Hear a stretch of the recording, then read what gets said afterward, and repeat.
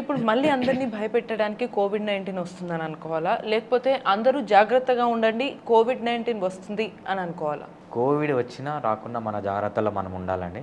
So, అందరికీ తెలుసు ఇప్పుడు నేనేం చెప్పినా కోవిడ్‌కి ఏం జాగ్రత్తలు తీసుకోవాలని.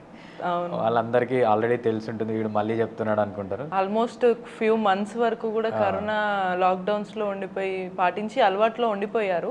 బట్ స్టిల్ సార్ కొంతమంది అప్పటి కాలంలో బాగా లాక్‌డౌన్స్ పెట్టినా ఎక్కువ మంది డైరెక్ట్‌గానో, ఇండైరెక్ట్‌గానో ఇన్ఫర్మేషన్ అనేది ఎక్కువగా వెళ్ళటం, దానివల్ల భయపడిపోయి ప్రాణాలు కోల్పోయిన వాళ్ళు ఎక్కువ మంది ఉన్నారని విన్నాం. సో ఇప్పుడు కోవిడ్-19 వస్తుంది అనంగానే సగం చాలా మందికి ఏం చేయాలో తెలిసినా ఎక్కువ భయపడుతున్నారు. సో వాళ్ళకి ఏం చెప్తారు సార్? రైట్. మనము ఇంటర్నెట్ తీసుకుంటే అండి, ఇంటర్నెట్‌లో హెల్త్‌కి సంబంధించింది మీరు 100 వీడియోలు చూస్తే దాంట్లో 99 వీడియోస్‌లో ఫేక్ ఇన్ఫర్మేషన్, మన ఫేక్ బాబాలు, ఫేక్ డాక్టర్లు వీళ్ళు ఇచ్చినవే ఉంటాయన్నమాట. ఏదో 1% మాత్రమే మంచి అథెంటిక్ ఇన్ఫర్మేషన్, బెస్ట్ ఇన్ఫర్మేషన్ ఉంటుంది.